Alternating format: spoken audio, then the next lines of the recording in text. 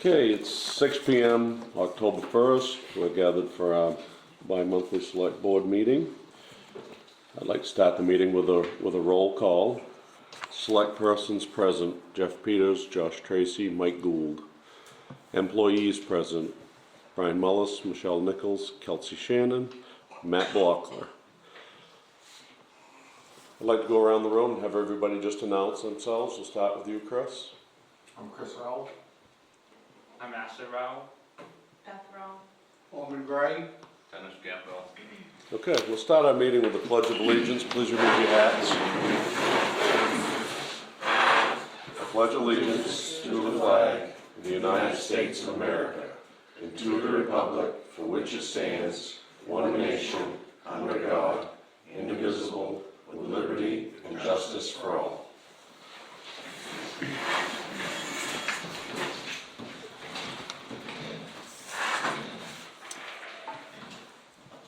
Okay, the first item is open session. Has anybody here got anything for open session? Beth? I see it's on here, but I'm gonna bring it up anyways, because this has been years coming of the speed on Main Street in Sangerville. Mm-hmm. People in town speed, people from out of town speed. Then we had that nice accident on Monday. Heaven forbid, someone had been walking on that sidewalk, they would have been killed. I had just gotten to work, had been there for 3 minutes, just crossed the street. Doesn't make me feel good that severe of an accident would happen in the middle of town in Sangerville. Something has to be done, because I don't want to come out of my building and find my father or my grandchildren or a townsperson flattened out in the middle of town. So, hoping Not to minimize that complaint, but that wasn't from speed.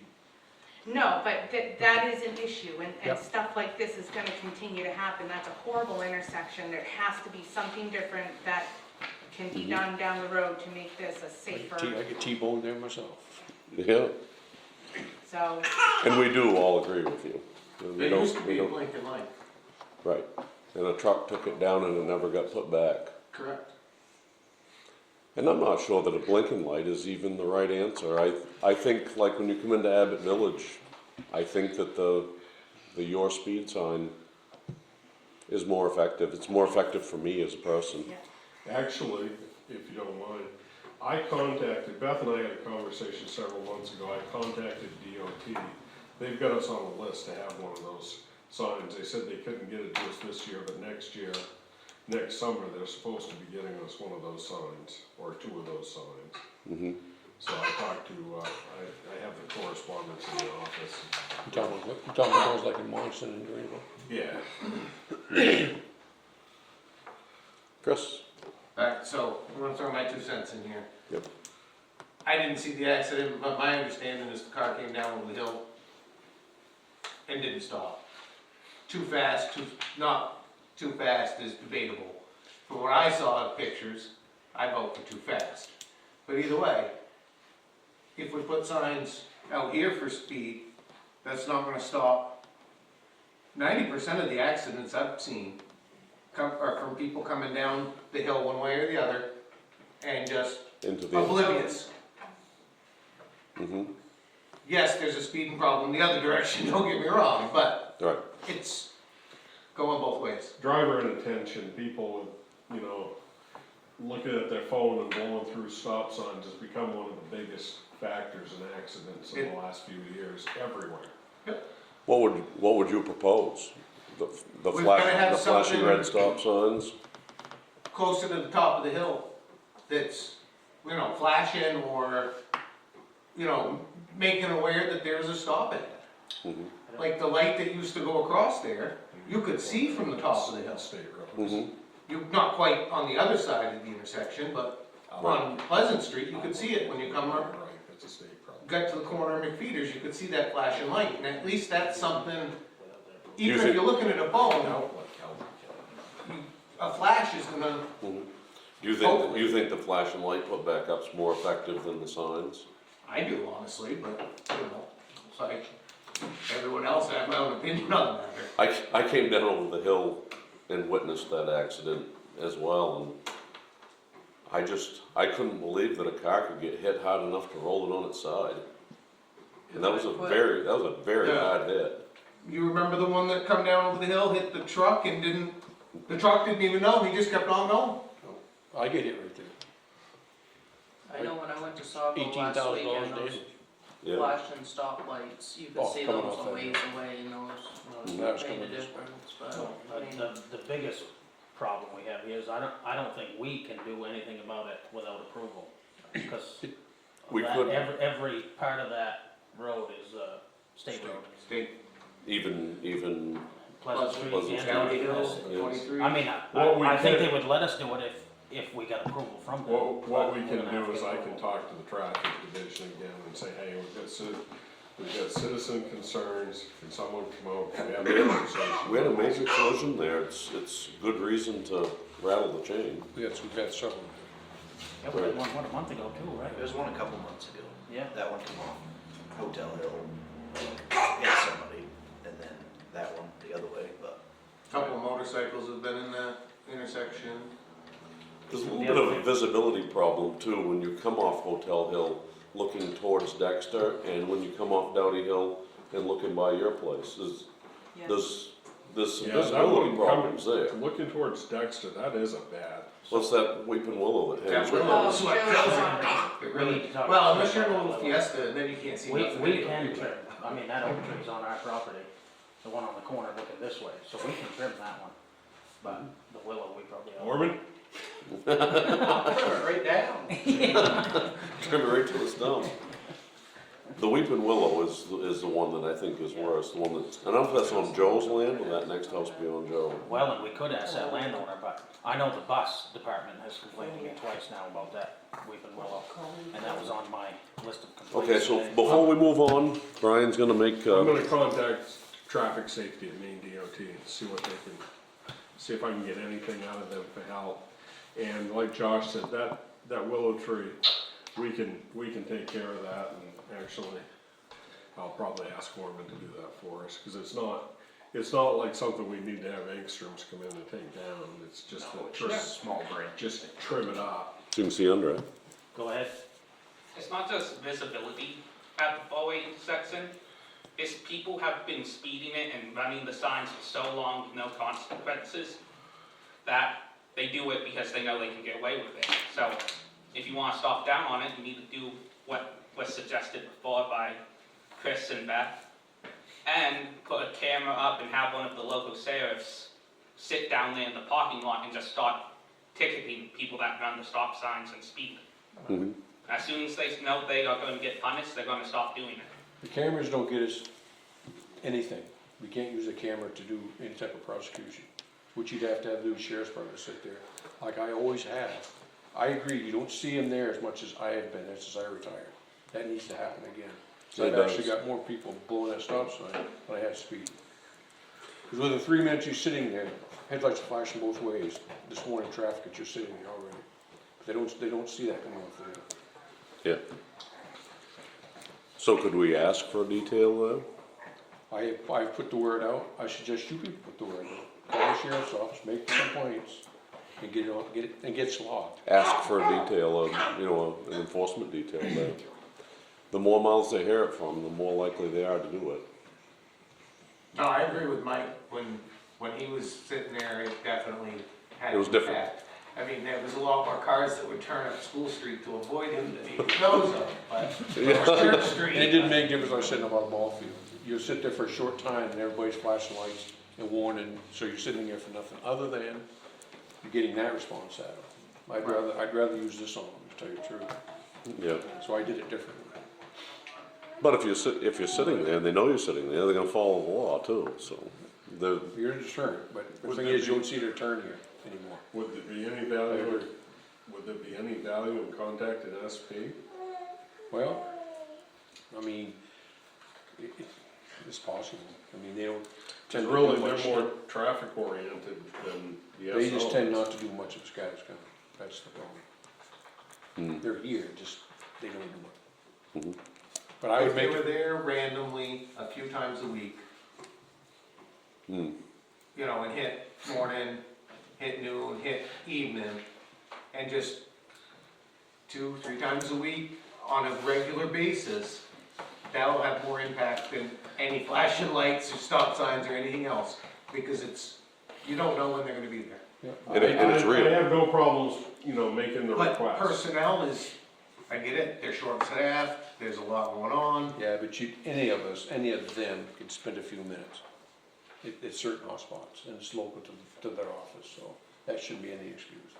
20 minutes, 5 or 6 A lot of times a times week. you would need be to very make things effective. It's a huge difference, it really does. I agree, but make the complaint, call right in, get it logged. So you're gonna make a complaint? I'm gonna. I've made it already. I'm gonna make a couple of phone calls to Yeah, and traffic safety, I'll call SP or email SP and I'll call the sheriff's office. And I'd strongly suggest you guys do the same thing, so they hear it from more than one mouth.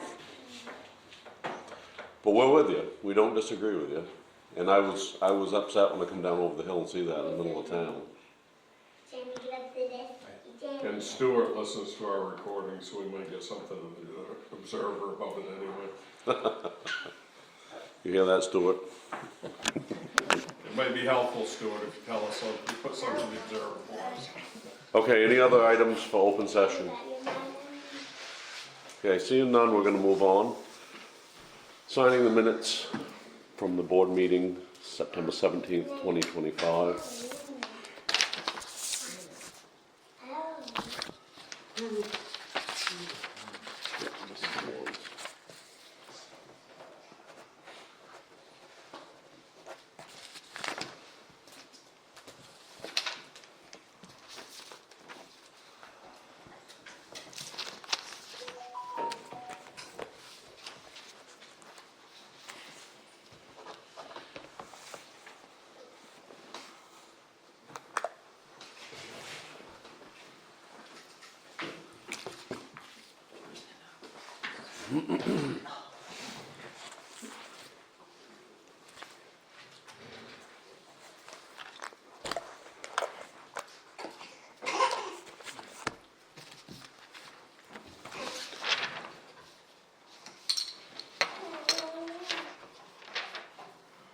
Okay, next item, we're gonna review the treasurer's warrants, payroll 74, 75, 76, and I have 77. two, 'cause I've heard it one.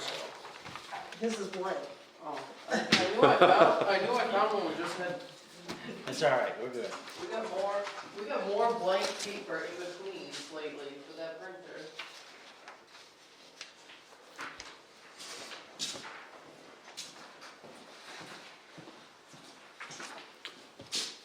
Michelle, I don't understand this one. That was me, I messed up, I put the wrong amount of hours, so I voided his out, so that took that amount off here, so it Okay. made it to that. So, And and then, then that was made up in the next warrant? in this one, yeah, Okay, so this warrant is strictly just to correct this one. correct. Gotcha.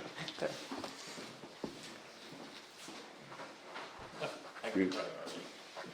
You guys heard that, right? Yes.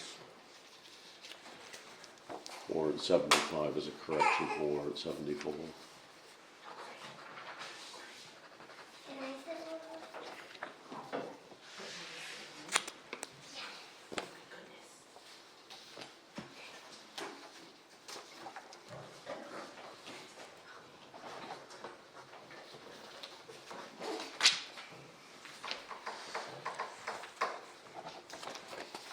And that's just limits, but we had to wait until October 1st.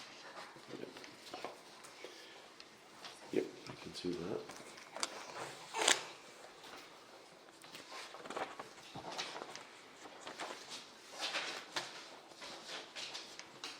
This is the one we should get this year. That's way up, right? Escort station, what's that thing?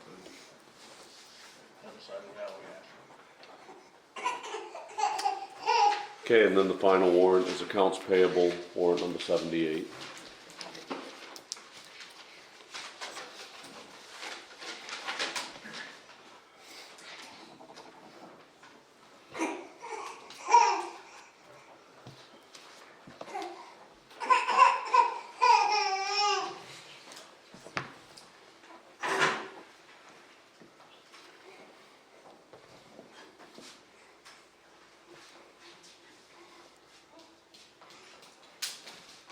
trash busters, 155. Is that for a year? That is a general assistance. Oh, No, we paid 30 or 35 a Right. month. Speaking of trash busters, they ever do anything about the new dumpster yet? It's They're on on the the list. waiting list. Oh, so We're on the they, list. they were just bought out by Bolsters, car Bolsters. Oh, really, Trash Busters? Hmm.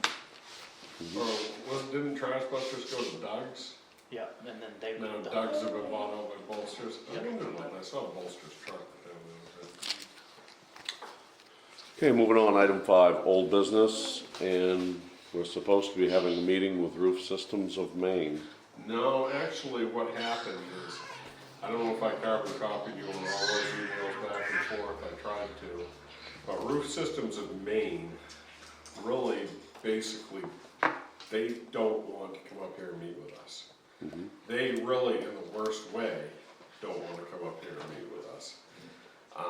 Steve more or less said, and he said this in an email, that he advised me not to pay the bill from them until they did meet with us, so that's the approach I've taken, and they said they won't come up here to a public selectmen's meeting.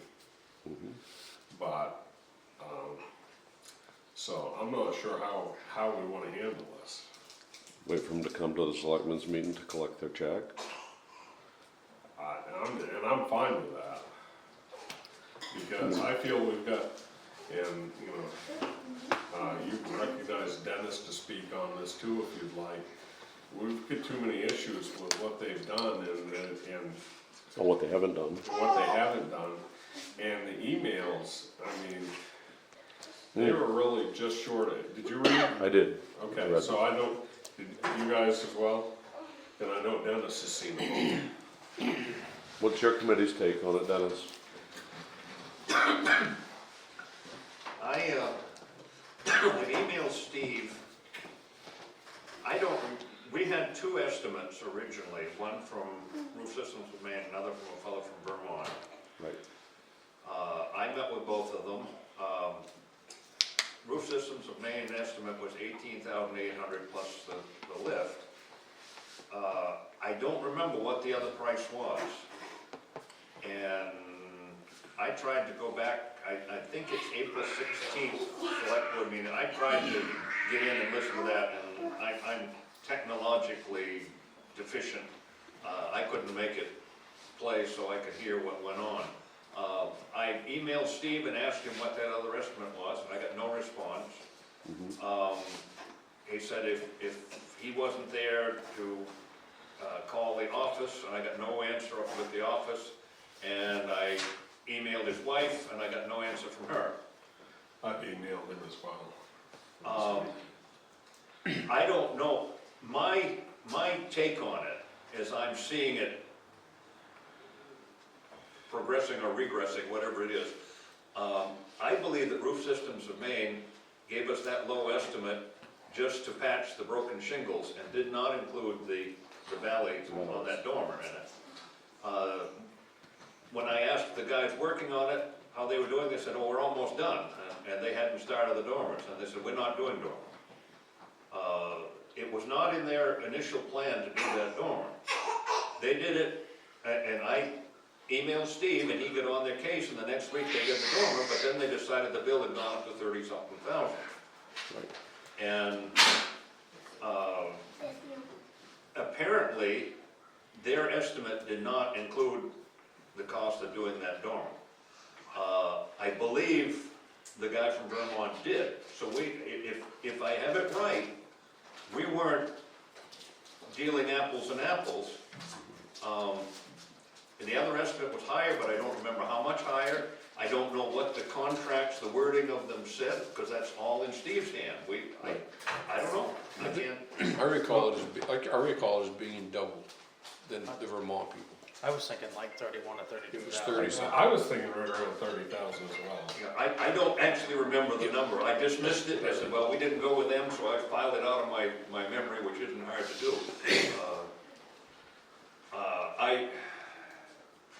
I'm frustrated with it, and I've asked, we need to find out what that other number was from Vermont, and see if their estimate included working on the dormer, which I believe it did. When we put that out to bid or whatever, you and I specifically discussed the north side dormer as being absolutely, that valley was leaky. Critical. That would, the dormer was the big issue. The broken slates was kind of peripheral. That was a secondary issue. Hmm. The big issue was where that dormer was leaking. Right. And that was made very, very, very crystal clear in the bidding process As far as I know. To both parties. to everybody, including the engineer that represents us.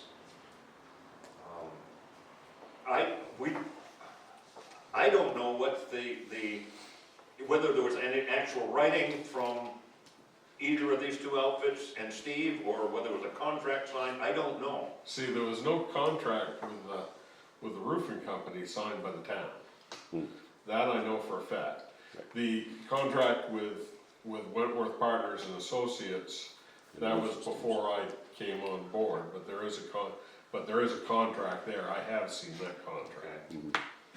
I don't know what Steve signed with them, and I can't get an answer. And unfortunately, the position we're in, where we've moved out of that building, we are absolutely at the mercy of our engineer that we hired. Yes, we are. And looking at that list of criteria for the state money, we desperately got to have him for that, because what they're asking for that is way beyond. Oh, absolutely. All of us, that's right. That's what, I actually emailed him this week and requested a direct meeting between he and I, so he could help me out with that grant application. I was appalled at the things that they're asking for. How you mix your mortar and what they have to prove the paint, and oh my. But again, that's all stuff he should be able to do for us. Well, And that was why I contacted him 2 months before the grant application was due, and saying, Steve, I need your help with this. yeah, we desperately need his help on that. It's nitpicky to the max. But we also need to have our hat in that ring. We are very definitely going to have a good grant application going on with this. And when Steve came to the last meeting he came here, they had started the second dormer and said that, and we, as I remember it, we had agreed that they would do all three, and it was gonna be $56,000, and that was it. We weren't going any higher. You're right, you were That correct. is actually, You are correct. you made that Okay. clear. Oh, yeah. And that was crystal clear. I thought it was, but as it stands, we have two done. The third one isn't done, We've not paid a bill. and we have not paid the bill. To me, if it were me, if they wanted to charge us $30,000 now for what they've done and call it good, I would call it good.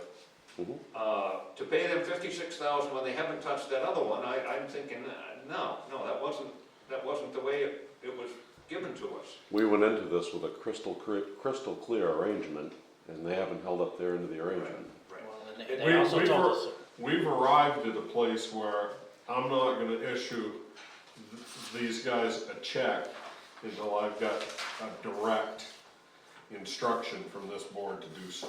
Right. they also told us it would not be $1 over 56,000 some change, and the bill is for 57,000 Right. and some change. Right. Yeah, that's the way I remember it. Yep, you're not wrong. The third dormer, as far as we know, is not leaking. It's probably not a problem. Does it look pretty? No. It would be nice to have that rusty sheet metal out of those valleys and have copper in there. Yes, it would be nice. Is it a problem right at the moment? No. But do we want to dump another $25,000 out there to do it? But 5 years from now, that's $35,000. Well, whatever. My opinion is that if they wanted to settle for the second price, the first price they gave us was $18,800. The second one, after they had done the first dormer, was 30,000, and then they did the second dormer. To me, the first dormer should have been included in that original estimate, and if it cost them $12,000 extra to do the second dormer, so be it. That's just my opinion. So in reviewing the emails on this from all the parties involved, my take from Roof Systems of Maine was, he's claiming they were hired to work by the hour and do this by the hour. The engineer claims he was hired at this amount of money. What is the real story? Well, you know, I think to achieve the truth here, we really need us, the engineer, and the representative from Roof Systems of Maine to be sitting down at the table discussing that and coming to common ground on it. Agreed. And if nobody wants to do that, that's fine. But at this point, we're in the driver's seat. We have the checkbook and they don't have a check. I agree, and that's why I withheld payment. When you have a job like this, you put it out to bid. You get the information on what needs to be done, you put a bid. That's the price. Like, that's what they did. The bid was clear. The bid was So crystal if they clear. got The their job is clear. stuff crossed, then that's on them. The other thing is, you know, when you've got $56,000, you're a business person with $56,000 riding on the line, having somebody come to a public meeting, or refusing to come to a public meeting doesn't seem to be, there's an issue there. I'm sorry.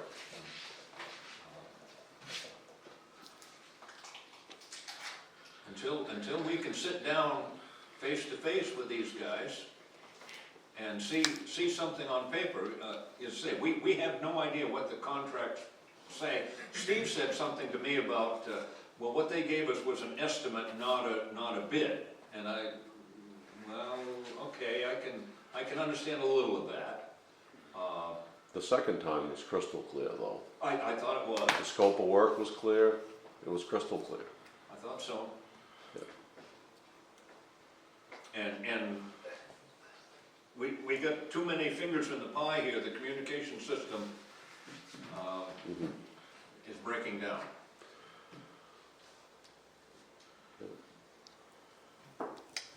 Well, at this point, we don't have a meeting with Roof Systems of Maine. Well, what I propose is I go back again and contact Steve and Roof Systems of Maine again and say, before we pay this bill, we've decided we need to meet with both Roof Systems in Maine And the engineer. and Steve Gavoni and the Sangerville Board of Selectmen. Mhm. And that's what I'll put it out there. I guess if they don't like that, they can take us to court. I agree with that. So at this point, there's no decisions to make. We'll move on. Okay, item 6 is new business. First one is 30-day foreclosure update. So we have 10 properties that we are looking at taking November 3rd. So Kelsey has been learning the ropes on this and has found a couple different ways to find people when their mail doesn't get to them. So I'll let her fill you in on that. And then we have 2 properties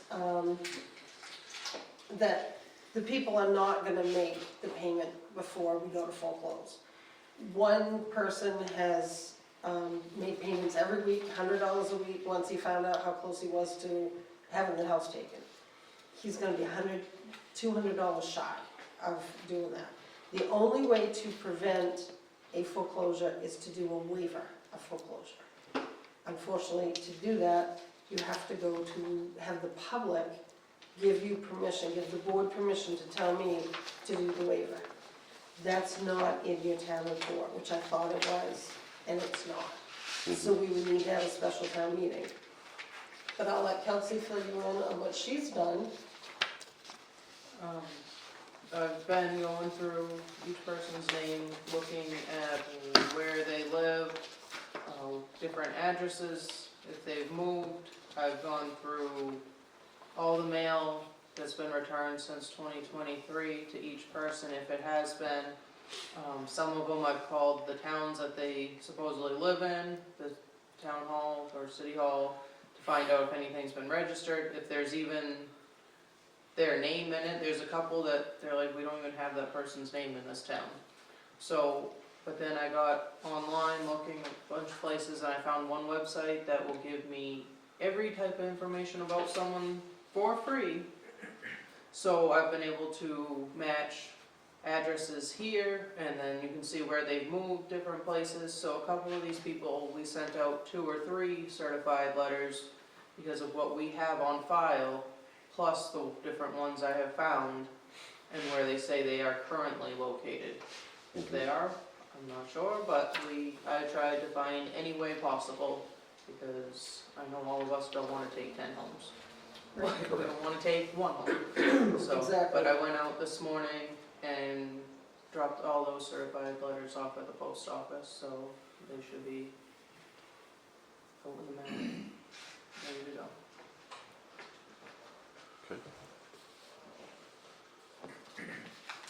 So those letters go out this week, and to make this next step, if we were to, as an example, the one person that's paying $100 a week, in order for us to enact that waiver and not put them in foreclosure, we have to have a town meeting, and the town has to make that decision. The town has to give their permission for you to tell me to waive that foreclosure. So, in other words, you're not asking the town to make the decision on an individual person. You're asking the town, or we are asking To make the a town blanket to decision. give you authority to make the decision on behalf of the town for the individual people of the tax. And the other option we have is to just move straight forward and send them into foreclosure. It will automatically foreclose on November 3rd. There's no way to stop it except this one way, which would be a waiver. Mhm. And that has to be filed before the lien expires. We only have 1 out of the 10 that's making an attempt to avoid the foreclosure. We do. We have one person that we have not been able to get to. Is that the 18 Silver's Mills? No, that's the one out in the That's country. this one right here. Okay, so we went by a house today and the car was there. I almost stopped, but we're gonna keep an eye on it. And if we have to, if the mail's returned, we'll go out and talk and knock on the door. And 3 out of this list, 3 or 4 we have seen this week, and we mentioned it to them face to face also. Right. Or they've called and we've had a discussion with them, but So at that point, as long as they've had clear notification and they opt not to pay it, then foreclosure is where it goes, and it's out of Exactly. anybody's hands, really. but- Exactly. And we have to document every single step that we have done, because the law states that we have to make every last attempt to get a hold of the person to prevent, so that they have notice that they're gonna lose the house. Mhm. And she has gone above and beyond to do that. So if a person's property goes into foreclosure and they write the oldest year so that it can be taken out of foreclosure, once it goes into foreclosure, does all the previous tax have to be paid, or just what's in arrears Because, the furthest year back? no, at that point, November 3rd, at 5 o'clock, if I don't have a payment, the town owns the property. And then it comes to the select board meeting, and it's up to you guys to start the next step. They've had 28 months to pay their tax. Mhm. We will take tax payments any way you want, we'll $10 take a them all week. year round. Whatever you wanna pay, we'll work with you. And this guy has been faithfully doing his $100 a week, trying to get caught up, but he's just not gonna make it. And I know he wasn't working for a little bit, and he is working, and he comes in at least once a week, and he has that $100 he gives me. Yep. The The week before, on Thursday, he was $10 short, so then Monday when he came in, he had 110. Like, he made sure it was still, he is Mhm. trying. There is one that I'm not positive that we're gonna be able to find, and that is if you go out the North Dexter Road, you know where the big brown house is that's really Mhm. just fallen in? The little building before that sits in, kind of in the field, Mhm. that's Sangerville, and that's the one I think we're gonna actually end up with, Mhm. because we haven't found him. This is right on the corner of the Goff Road. Yeah, yeah. Not the big brown house, But the- that in little, between. Real Back estate just this building. way Yeah. down the middle of the field. looks like a vegetable stand sitting in the Yes, field, yeah. yep. And I think that one probably will come to the town. I'm hoping not, but we won't know until we get to the 3rd. This is the part of the job I hate right here. It is, there's a couple that I'm really concerned about because it would mean that they're gonna be out of the building. The thing with a waiver of foreclosure doesn't mean that we're not gonna have a chance. It gives them a year. Because you still have, what we're dealing with is 23. If they still don't pay by the time the 24 tax lien forecloses, then we take it on the 24. Because they've already got another lien, and come June in 26, I'm gonna put a lien on 25. So even if we waive this 1 year, and they don't pay both years up on 24, then we take the property. But they have full notice that this is how it's gonna work. I understand if there's no effort made and people know where they're at and there's zero effort made, then, you know, you kinda made your bed and you're lying it. Right. When you The look at $100, you know, the guy that's actually trying, I really struggle with I mean, he with owes $525 more. Like, he's Right. trying. before November. November 3rd, So Like, the math is, he's just gonna be $100 short. it's gonna be that close. you know, a lot of these are $200, $300, $400. Your highest one's $1,700. There's, And some they're of these, nice, a lot of them are a lot lower than, Right. you know, previous years. and some of these are people that we see every year. Mm-hmm, You know that they're gonna go to lien, and in Mhm. 3 years, they'll pay that bill. right, And that's just how they do Right. it. there's a lot to Um, But that list is getting shorter. do. Chris, you had a question? So, I got an answer on it, it was $500 and something dollars. I'm gonna throw my $100 into the hat, if somebody's willing to match, I will help this guy out, I don't care to know who it is, I don't care if he knows who I am. I'll do the same thing. I'll give it to you right now. That's what I a don't have community cash on like me, but that. I'm good for it, I'll throw $100 in and help this guy out. Okay. So that is where- Thank you. All right, you. thank you, Woman. That's what a real Yeah. community is right there.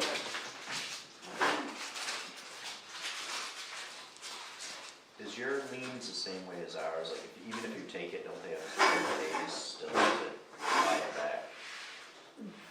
Actually, no. No? The treasurer is the piece that takes care of the foreclosures. Yeah. My job is done the day it forecloses, and then it comes to them. Then it's up to them. They can give them, you know, usually we'll say, typically, they will say you have 30 days. Yeah. But you have to pay all 3 years all at once. Right, you have to pay it all at once to get Right. back, right? Yeah. That's how ours works, so I just didn't know if it was. Yeah, it kind of is, but once it forecloses, it's And dead. the one we took last year, we gave ample, Oh, yeah. ample. We did everything we could for them to get 100%. it If you back. give them all the chance in the world, And again, they weren't local people that were gonna wind up homeless, they lived in Los Angeles. yeah, they're in Cal. But they wanted to try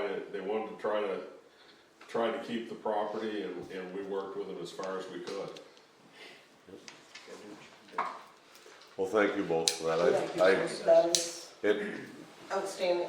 this is the worst part of this, this is the absolute worst part of this job, right here. And we all need to know we got a real community here when people are willing to do that. So that's where we stand. At this point, I did make the warrant in case, you know, now, because of these two gentlemen, he will be able to be paid up, so we won't need to do a waiver on him. But I think going forward, we need to definitely look at putting that word into our Town town meeting, report at our annual meeting, and do that every year. Right. The balance of, if there's no effort made, then it's just gonna move forward with the process. Right. And we won't need to move on that. when somebody's making an effort and, you Well, know, that's just it, it's different, if they make, and they're trying, they just can't, Right. just can't do it, you don't that's one physically thing. have it. It's And when you pretty look hard. at the payment history, I mean, he's here every week, I see him. He's Okay. like, here's your $100, I'm like, okay, thank you. Yeah. You know? No, it's good. Okay, let's move on. Item B, treasurer's waiver of foreclosure, which is basically what we just discussed. Yep, and we've taken care of the C because the gentleman that we were gonna foreclose on that situation's changed, so on this Yep. special town meeting, we really don't need to have Right. it at this stage. That situation's been corrected. Okay, let's move on. Item D. Warren Newt would like to purchase some old items from the town if possible. This really isn't all that big a deal, but sometimes little things like this can kind of blow up, so I wanted to know how you wanted to handle it. He's offered us $200 for an old safe. All this is stuff that we are not using at the town hall. He offered us $200 for the old safe. The oil tanks they moved, $300 for the pair. And the bulldozer trailer out back, he's offered us $500 for. Okay. So the old safe, what does that refer to? The big safe that's built into the wall, or No, it's the one that's, it's the one that's at the town garage? Yeah. Okay, the I old, don't even the know. small. There's I no don't know if key, anybody there's knows. nothing for it, Okay, just big and heavy. just I think big. it was used as dry storage, Yeah. honestly. Hey, didn't that have like spray can paint in it and stuff? I think so, yeah. Yeah, and that's all in the flammable liquid. So- It might, Yeah. that's what he'll probably use it for if he gets it, is put more welding rods and. So he made an offer of $200 for that old safe. On the safe, the old oil tanks, $300 for the pair. Where did those come from? Those were a 1540 and an 8090 tank, you know, like the tall skinny ones that. you Oh, have diesel those- engine oil tanks, Yeah. And those are the ones we had to have them moved so we could get the pots in. Right. yes, yeah. And though, as far as I know, like I have similar tanks, and they come in and certify my tanks, and after they're so old, they don't put product in them anymore. That's probably what I'm not gonna. And those are old. Yeah, okay, and what was the other item? There's a trailer out back. And, The one that the Trails deck, they used to haul the bulldozer on. the one that the decking's all rotted off? Yeah, it's a really, I'd sell it's a really short You 3 what? inch. it. Yeah. Huh? Who'd you say? I said, I'd sell it all. Yeah. You want to do that, I'd be selling The it. only question I have is this something that you put the stuff out and give everybody else the opportunity to buy it, or are we Well, that was supposed I to think bid it? we put it out, what, when did we sell all the town stuff, 7 years ago? Yeah. 8 years ago? Everybody knew they had a chance then, Yeah, you know, I mean, we could put it back out, but I think it's within your purview based on an article, warrant It article is, at town it is. meeting I to know do it this. I just, sometimes these cause enough, right. interest, for lack of a better word, Mhm. that I wasn't comfortable making the decision I wanted to come here. And the reality is, like Loman says, it's all junk. It is all junk. and we don't have anybody to work on it, Mm. you know. I'd make a motion, we accept Warren's offer. I'd second that motion. So, All right. You wanna let Warren know, Kelsey? Yep. I'll call him and yeah, I looked at the trailer the other day when I just walked by and see it sitting there. Oh, it's a mystery to the Sanders, it is Orville Sander. I had to get it out of the house. Okay, the next item, Androscoggin fraud protection.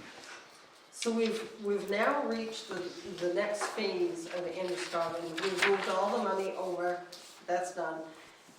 You have a warrant that you sign, well, along with that warrant, when it's prints out, is a check register. So what we can do is we can actually upload it to Androscoggin, Mhm. and as the checks come in, they will match them to what we wrote the checks for.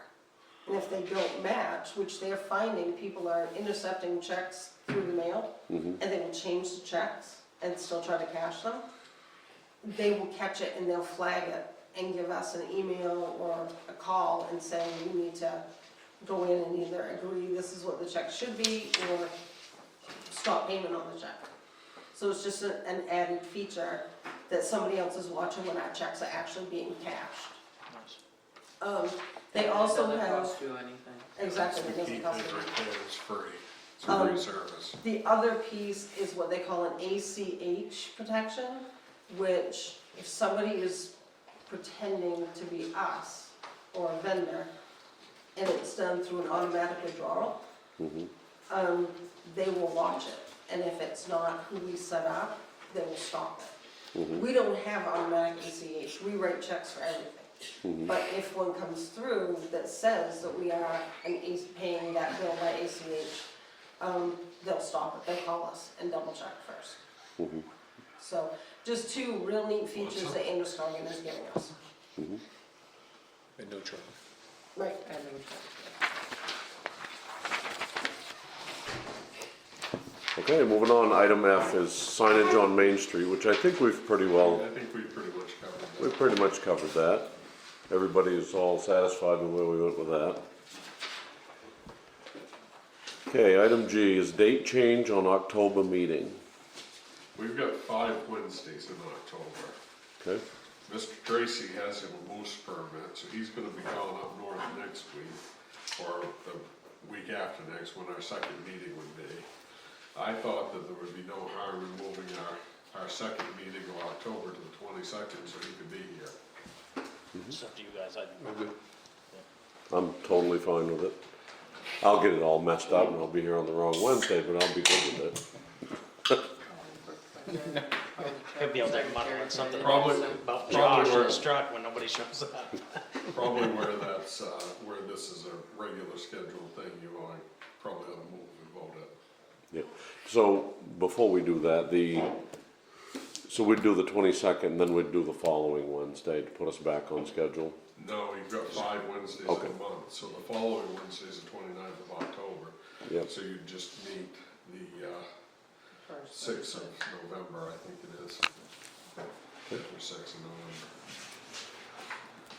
So I make a motion, we move October 15th meeting to October 22nd, and then every other week beyond that. Second. Kelsey got that, right? So she can send me I forgot today. I was your meeting's in busy 20 all minutes with a day. little smiley face. Kelsey Just doesn't. real quick, you want to amend that to the 1st and 3rd Wednesdays of the month rather than every other Wednesday? I know it's a kind of a, kind of trivial point, but the schedule is 1st and 3rd. First So and it's gonna third. change it for the rest of the year? No, No, it's not. It's not, okay. It's gonna bring you back to what you're supposed to. If you went every other Wednesday, that could somewhere hang you up down the road. Yeah, cause we'll get another 5 Wednesday month. Excellent, thank you, Chris. So I make a motion to amend that after our move date, we do the 1st and 3rd Wednesdays for our select board meeting. Second. Thank you. I can just see that, somebody, Yep. No, good it catch. could be a point of confusion. Right. And we'll take the high ground and say that. All right, moving on, item 7, town manager report. Well, I think we've pretty much covered the town hall issue. We're gonna be putting a lot of effort into this grant. Like I said, I've already requested a one-on-one meeting with Steve so we can go through the grant application and get and Dennis is right, a lot of stuff in there needs to come from the engineer. That's correct. So I'm starting early with him, even though we're still 2 months out from the date. I've got to know Steve well enough, so I'm gonna hound him until I get what I need. And I've asked the committee, the Town Hall Committee and Historical Society, again, joint meeting the other night, last Thursday night. We didn't have much of a turnout for the Historical Society, but there's reasons for that. Diana Bowley had think she, what, she had knee surgery? Yeah, and I saw her today, she's looking good, she's going a little slow, but she's doing good. Diane McCarthy Clark's in the middle of moving, the Historical Society's kind of struggling anyway, but we had a positive meeting, we're gonna meet the fourth Thursday in October again, and I've asked for all the input, told everybody where the website is for the grant, passed out a couple of copies of the grant manual. I said, I'm good writing the grant, but I definitely want everybody, you know, I want plenty of eyes on it, plenty of input on it. So that pretty much covers the town hall. The two grant applications we were working on, one for TCEDC for $100,000 for 2 nights brewing, that was submitted. And the main trail grants to build 2 walking trails in town, the final figure that I asked for on that was $31,390, and that's been submitted. Sticking with the grant, chasing grants, Michelle and Kelsey and I were talking in the office the other day. Michelle and Kelsey are really putting a lot of work into trying to get things straightened out with the records in the cemeteries. And she asked about a grant, and I got online and did a little research and found there's a Daughters of the American Revolution grant that I think we qualify for, so the 3 of us are gonna work together and get that submitted as well. And we finished today the old side of townhouse, that's all done. We just need to do the new side.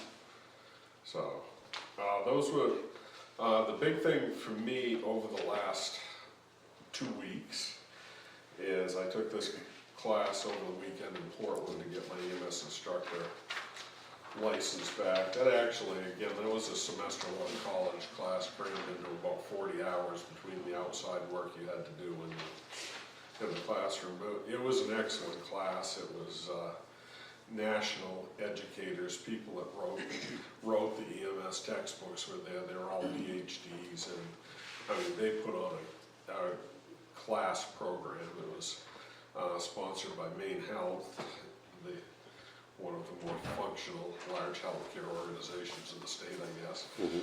And went really well. Passed. Basically, I'm waiting for the National Association of EMS Educators to send me the little certificate. The Director of Training and Education for Maine EMS was there all weekend. He's already said this, you know, as soon as I get that, email it to him and he'll expedite the license, so I should have my IC license back. End of the month. Matt and I have already talked. We're gonna sit down and kind of put a battle plan together, and I know when it comes to actually doing a course, we probably wouldn't be able to get enough people in one course from Sangerville alone. But Harmony's looking for slots in the class, and they're willing to help. Harmony Ambulance. Dover's probably gonna step in. Milo's gonna. So we're gonna have a kind of a regional class. I'm hoping we can kick that off sometime very early in 2026. I think we could get a licensed first responder service here operational probably by July 1st. And that sound. Yeah, I think that's a pretty accurate timeline, as long as Maine EMS doesn't hold anything up on licensing, but I don't see any reason why they wouldn't. Maine EMS is really pretty behind this idea. Yeah, So. Have you got a lot of interest in your department? Yeah, I have at least 8 that wanna go through it. I have a couple things that I need to, couple hoops I gotta get through to get them into it. Couple scheduling issues and a couple financial end issues, but we're gonna get through it so that everybody that wants to can be. I think Mons is doing one now, aren't they? They're doing a first responder, I believe. We're gonna do licensed EMT, and the big reason to go to EMT level is if, and you know, I wanna make it very clear, even though, you know, I'm no longer employed by Northern Light. I have nothing against Northern Light, and this is saying nothing derogatory about Northern Light, but the simple reality is Northern Light has admitted publicly that they have financial issues. EMS does not make money, it loses, it loses money. Their commitment to it is so large, they should be buying 2 to 3 new ambulances a year. That would be running around $700,000. They don't have the money to stay in this, and when it comes to billing people for EMS services or any medical services, in any area, they look at something called the payer mix. How much Medicaid, how much self-pay, which self-pay is often, a lot of it's written off. How much Medicare, how much private insurance. And the payer mix in central Piscataquis County is very poor when it comes to making a profit. So I really think we need, again, I've said this many times, as long as they're willing to send the ambulances up here without sending the town a bill, you know, we should be their best friends and their best customers. But if they hit the point where they say, financially, we just cannot do this anymore, and they send us a letter, I expect they'd give us a reasonable amount of time with a trained force of EMTs, then we can sit down with the neighboring towns around us and put together a plan that will get an ambulance service in this area. Not sure exactly what that would look like yet. We'd have to look at all the options, and Maine EMS would help us develop that. But the key thing to something like that is the staffing.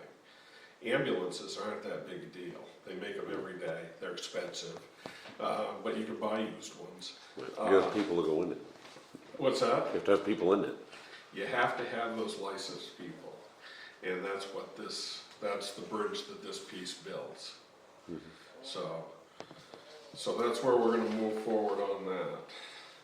Or we are moving forward on that. Road Commissioner report, paving.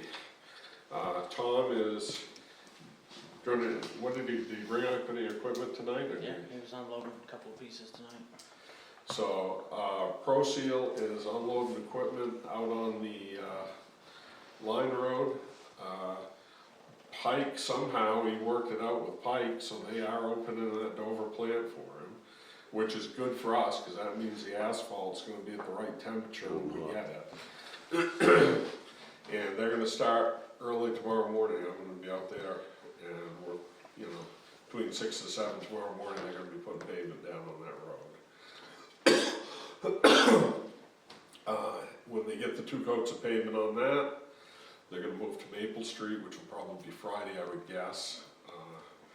Or they may start moving equipment over tomorrow night, but, I think their plan is that they're gonna be out of here and have that work done by weekend.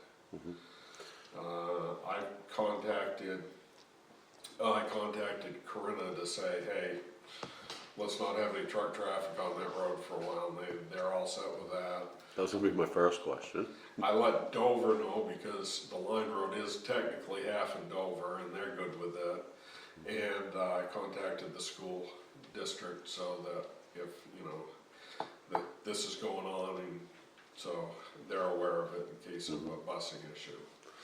So I think we're in good shape on the paving. I'm gonna breathe a sigh of relief when it's done and they're out of here. So quick point on the pavement. We've got somebody on our road committee, or you, or Josh, somebody's putting eyes on this work as it happens. I'm gonna be out there tomorrow morning.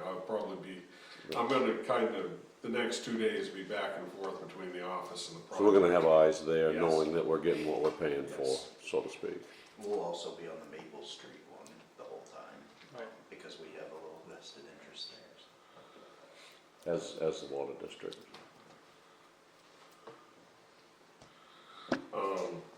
The other road work, we've completed most of what was on our list. We still gotta figure out what we're gonna do with ditching on McNaughton Hill. I think that's the only one left outstanding, isn't it? Or maybe gravel on Jackman Corner. We're on Jack Corner. So we're pretty much set with that. When the paving is done and that work gets done, we're gonna get the road committee together again, take a look at what we've got left for money in the budget for the year, and what we've got for time for the year, and what our needs are, and go from there. And winter sand, the sand from Jackson's Pit tested acceptably. So we're gonna make arrangements to purchase that, plus get this L&M, right? L&M Rusty can sell us about a third of what we need, and L&M will truck in the other 2/3, and Orman and Butch are gonna get together and get that mixed and covered up here. We'll have that done before the end. Do we wanna start hauling that stuff Monday, or what do you guys wanna do? We probably ought to mix it with the L&M stuff. So when they're hauling, we ought to be hauling at the Just same haul, time. when are they planning on hauling? Whenever we give them the go-ahead. They I gotta get some salt over and get a Yeah. trailer load They of usually, salt. they usually need 3 or 4 days. We got some work we gotta do to the pile. Okay. now Butch, I'll Butch get- asked about meeting out there Sunday, so maybe we'll, Sunday? yeah, try to get together at some point Sunday. Yep. Have a look at that. 'Cause Okay. it can't go off the pavement, it's gotta stay on the Yes, pavement. that's what Brian said, Yeah, so. so, Yep. And the only other thing I have that I didn't include in the report is, as of today, I'm working without a contract. Now, that's not a big deal for me, but we probably should put that on the agenda maybe at the next meeting to talk about. So noted.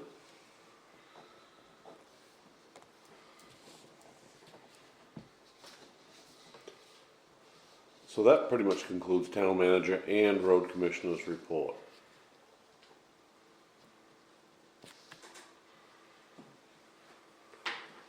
Okay, so moving on, select board concerns.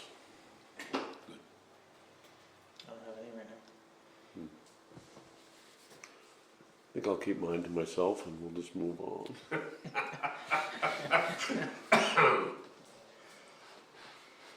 Moving on, okay, item 10, executive session, and we do have a session listed for tonight. That session is discussion of confidential records. So, at this point, thank you everybody for Yeah, appreciate it. So Thank you you. will call me?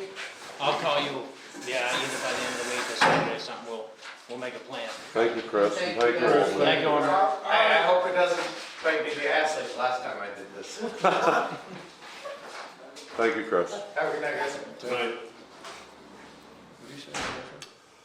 Okay, Oh, you too.